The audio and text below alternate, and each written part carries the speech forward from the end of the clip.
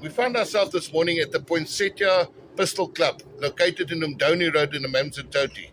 This is a pistol club accredited by the KZN Pistol Union.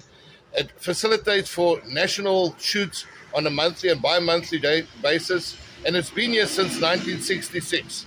Now the eThekwini Council, in their wisdom, has made a decision to take this premises and to give it to a social housing development project.